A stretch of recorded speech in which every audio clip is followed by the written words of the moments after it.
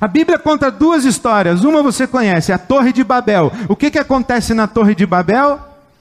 Os camaradas começam a construir uma torre que eles querem fazer que seja tão alta e tão grande que chegue no céu. O que isso simboliza? Nós, seres humanos, vamos chegar lá em cima e ocupar o lugar de Deus. Uma torre que nós, humanos, construímos para chegar no céu. O que é que Deus faz? Confunde as línguas. Um sai falando alemão, outro sai falando japonês, outro sai falando chinês, outro sai falando mandarim, outro sai falando português, outro sai falando inglês, e ninguém se entende mais. Cada um com uma vontade, cada um com um pensamento, cada um com uma doutrina, cada um com uma religião, cada um com uma proposta econômica, cada um com uma ambição territorial, cada um com um modelo político, cada um com um sistema de governo, cada um com uma filosofia, cada um com um Deus, cada um com cada um e cada um por si, e seja o que Deus quiser. Isso é Torre de Babel. Mas a Bíblia conta outra história, que é a história do Pentecostes. O que é a história do Pentecostes?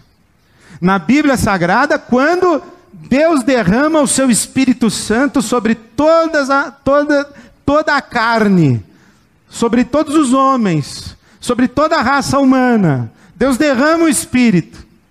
E para que Deus derrama o Espírito? Quando Ele derrama o Espírito no Pentecostes, as pessoas falam e todas elas entendem o que está sendo dito.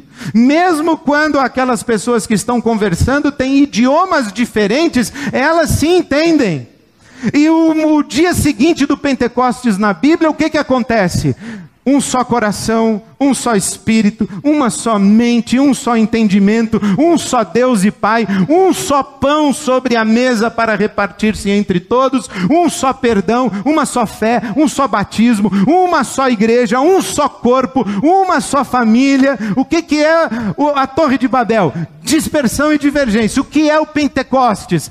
Convergência, unidade, congregação, reunião, reconciliação.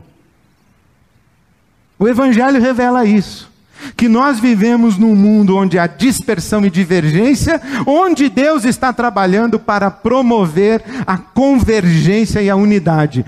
Efésios capítulo 1, versículo 10. Lê na sua Bíblia: o propósito eterno de Deus é fazer convergir em Cristo Jesus todas as coisas no céu, na terra e debaixo da terra. Tudo que está disperso, um dia será redimido e vai se encontrar de novo. Esse dia ainda não chegou. A gente convive com um mundo disperso, mas também convive com sinais da convergência em Cristo Jesus. É por isso que no nosso mundo tem alegria. É por isso que no nosso mundo é possível ter perdão, reconciliação e paz. É por isso que no nosso mundo tem partilha. É por isso que no nosso mundo tem comunhão. É por isso que no nosso mundo há sinais de justiça. É por isso que no nosso mundo tem boa medicina. É por isso que no nosso mundo tem desenvolvimento de tecnologia agrícola. É por isso que no nosso mundo tem sistema de distribuição de água. É por isso que no nosso mundo tem tratamento de esgoto. É por isso que no nosso mundo tem pessoas que são curadas e os médicos não sabem explicar por quê. É por isso que no nosso mundo tem gente que se reúne para fazer oração. É por isso que no nosso mundo tem comunidades solidárias. Por quê? Porque o reino de Deus já dá os seus sinais, apontando para a nossa esperança de que um dia toda a terra se encherá do conhecimento da glória de Deus, como as águas cobrem o mar, como profetizou Abacuque.